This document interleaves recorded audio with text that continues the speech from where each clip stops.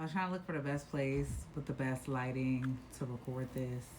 If you see my camera moving, it's because Mac, my dog, is very interested in what this setup is and what's happening. I think he wants to be a part. You want to say hey, Mac? Say hey. So again, um, you can get cozy, get moisturized, and let's get into this week's episode. So hi, you see me? I'm here. I told y'all I was gonna be on a video. Please bear with me because it's gonna take me some time getting used to like this whole setup and whatnot. Um, I would like to start by saying I hope you had a good week. I hope you got to listen to my first episode. It was just audio, but from now on, I'm gonna do my best to record a video weekly so that I can connect. As we get into this week, I want to go ahead and read the scripture that's going to lead us into our weekend. So we are looking at Galatians 6:5, and that scripture reads, "For we are each responsible for our own conduct." This emphasizes personal accountability. Knowing what's yours to carry is what I wrote down. As we talk about personal accountability, I think I've spent a lot of time in that space over the last 6 months with not actually being employed. You have to hold yourself to a whole nother level of accountability because there's no manager, no supervisor to answer to. And in my instance, I've literally been answering to the Lord, asking Him questions, asking Him where I'm going to go next, asking Him what's going to happen, and then literally answering to myself, like, am I honoring the things that I set forth for myself? Am I looking at the checklist that I've made maybe of goals, and am I following through on that? I think I've been kind of running from that, so that's why I really want to talk about personal accountability, because I feel like in some areas I hold myself accountable very well, and then there's other areas that accountability just don't be there. So with that, we're gonna go straight into the butter check, and I'm gonna talk about some self-care, something that's very I would say been close to me this week in terms of my self-care routine, because that's an area of accountability that I feel like sometimes when you're in a place of anxiety or depression or sadness or just feeling like you're not achieving the things you want to achieve, you can kind of lack on your self-care. So one of the areas of self-care that I focused on this week, this was a wash week, and I'm going to talk about my hair routine. As you can see, like, everybody kind of really loves the whole gray hair thing. I love it too. I've grown to love it over time. Before, I used to dye this portion in the front of my hair. I think that's why I grayed faster here. And then over time I stopped. And now, after I had locks for about 3 years, I decided to cut them last year and start over. So I cut them and I actually took them out by hand, which was a journey, but we led here. After that, I dyed my hair like this brown color, and everything you see here is what has grown in the past, over the past year, from me taking my locks out. I've enjoyed my hair again, being able to wear different hairstyles, being versatile. I mean, locks are great because you really could just, like, summer days like it is now, you could literally just wash your hair and like go about your business and let your hair air dry. But when you're wearing your natural hair, like how I'm wearing mine now, it takes a certain level of intent. It takes a certain level of accountability for yourself when it comes to your hair. You can't just neglect your hair and be like, I'll get to it like in a week or two because I'm bored. I've really been trying to be intentional about my hair, the way it is, the way it grows out of my head, and like really trying to do my best in taking care of it. For a long time growing up, I was always the one who had like the quote unquote like roughest, nappiest, wiry hair. So for a long time, I put weave and stuff on top of my hair because I just felt like it was more manageable that way. I used to even perm it after I had my son back in 2011, 2012 was the last time I ever put a perm in my hair. Haven't put a perm in my hair since. So I've been managing my hair that was quote unquote not so great for years with no perm.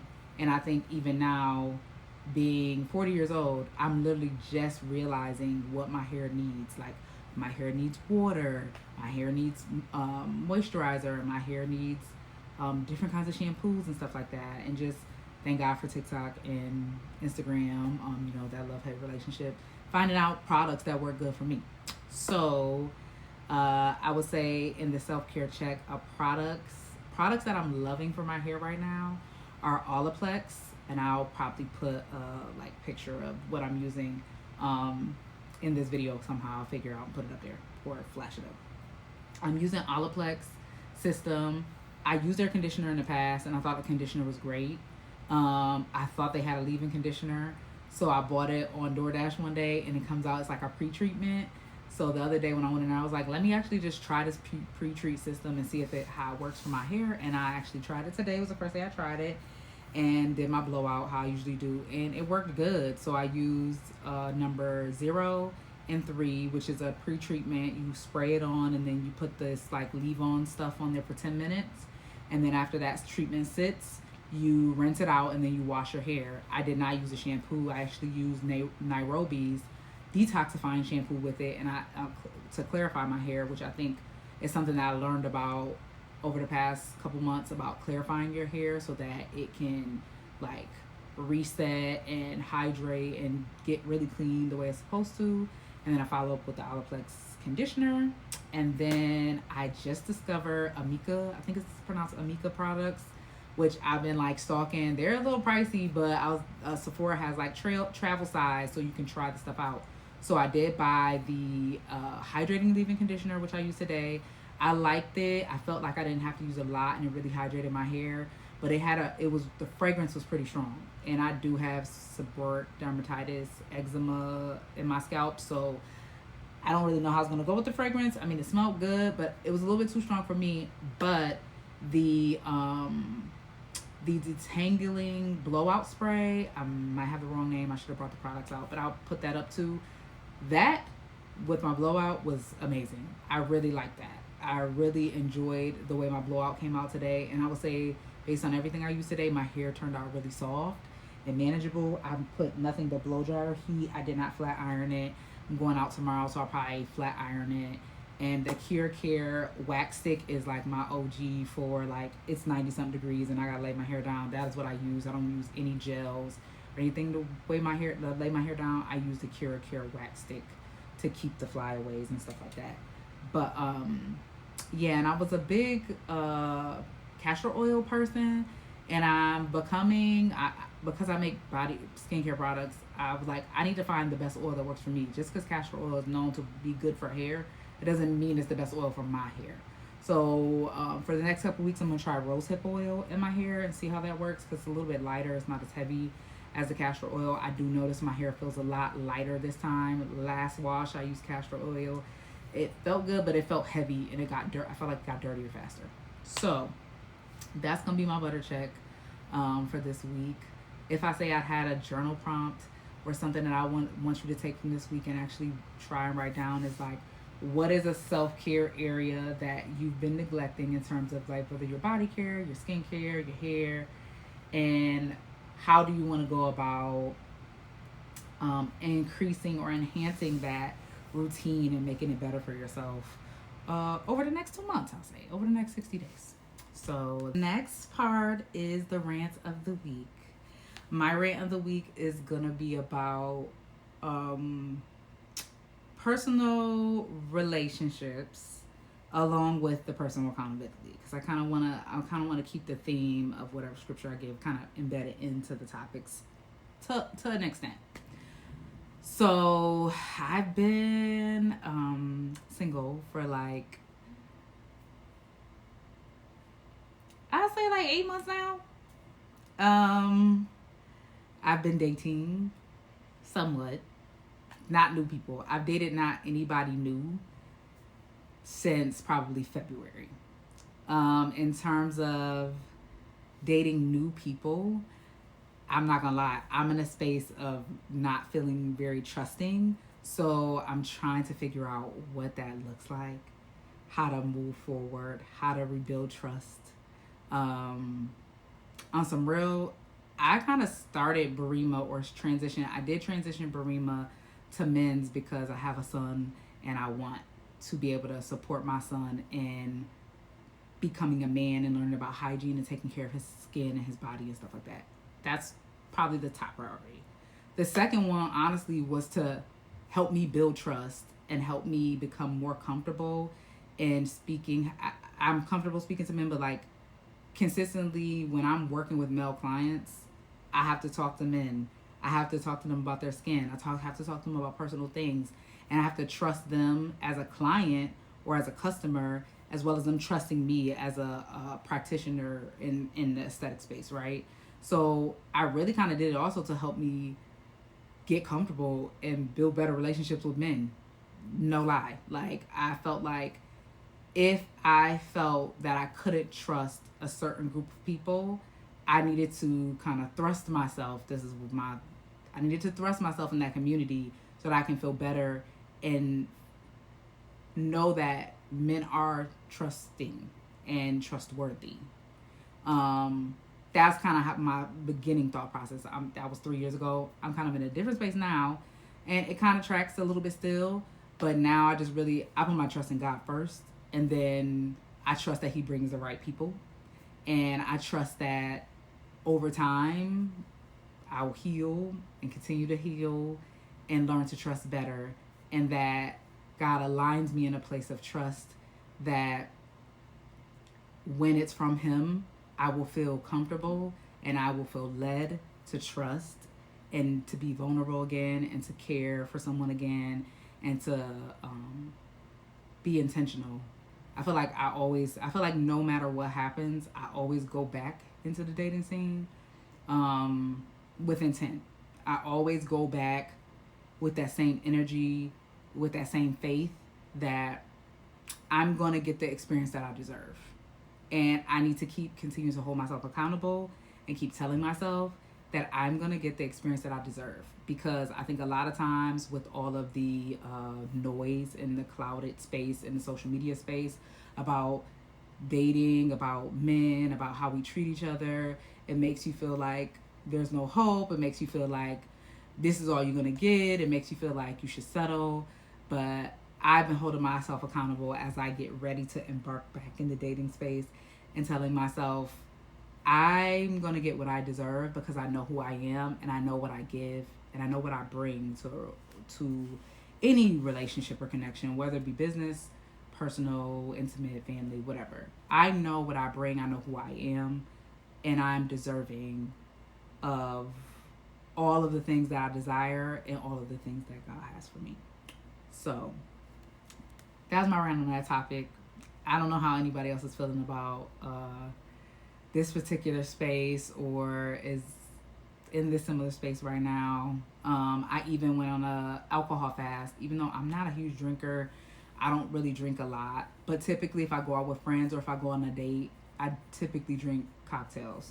So I just kind of even took a break from drinking just because I wanted to challenge myself in a space of like just removing that for the time being, so that if I did start dating, it sets a different tone when you come to a date and you say you're not drinking. I've seen at the beginning of the year when I did go on those few dates that I did go on, and then I kind of stopped in February. When I said I wasn't drinking, the energy of the person that I was on a date with changed, like shifted a little bit. I don't really know the backstory about it. I don't know if it made them feel uncomfortable, whatever the case may be. But I do know that I seen not even just the dating space, but relationally, I seen shifts in me saying like, "Oh, I'm not," and they're like, "Oh, why? What's wrong?" No, I just decided that for the beginning of the year, I'm not going to. In June, I did drink one time, and now I'm at the point in life I'm like, unless it's like a really special occasion, like somebody's wedding or something like that, or birthday, maybe it depends. I'm not saying I'm never gonna drink again, but I've never been a huge drinker, as I said, so I won't be running out buying bottles and having to borrow my house. I have a teenager here, so even if I did drink, I wouldn't have a bar in the house because I just feel like it's temptations for teenagers. So no judgment to anybody else, but that's just where I am in that space. So I would say the boundary of the week that I am enforcing, because that's the next part. The boundary of the week has been basically with my son. He is on summer break, and I've been trying to hold myself accountable with kind of having a routine for him, even though he's not really doing anything right now. He was supposed to be on vacation in New York. Hopefully he'll go within the next week or two. But I've been trying to keep some sort of consistency, summertime. I let him get up at about 10 o'clock. But when you get up, it's still a routine that's happening.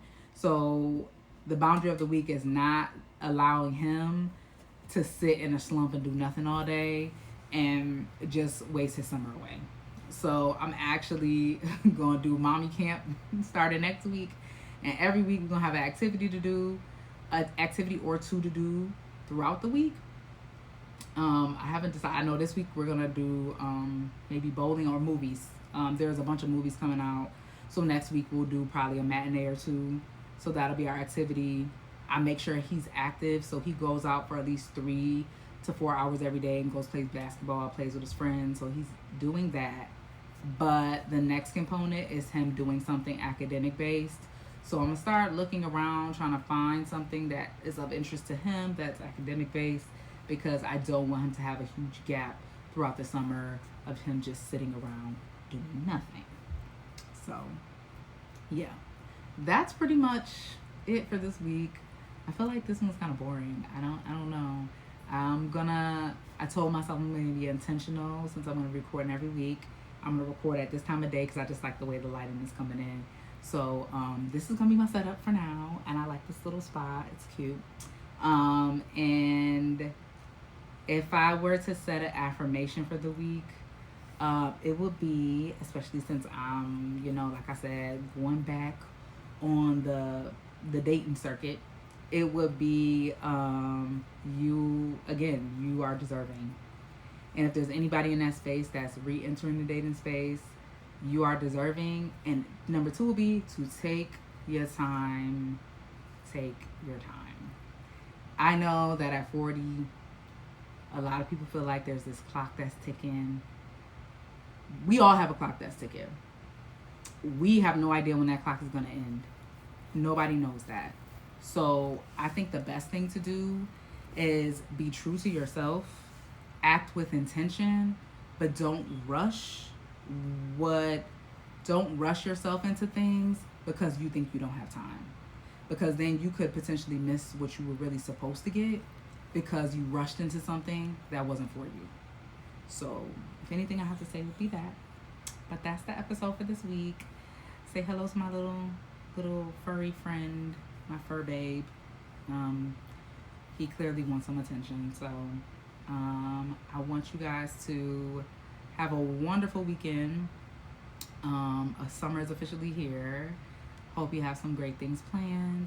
If you have any topics or anything you want me to discuss next week, or skincare stuff you want me to talk about, products, anything like that, send me a DM. My Instagram is at CaptureChim on Instagram, or you can find me at SkinGlowChim, SKINGLOCHIM_ on TikTok. So TikTok is kind of where I'm moving myself to, because Instagram is just, it's not as fun. So we're trying to head over to TikTok. So follow us on TikTok, and we'll see you next week. Have a good week. Bye.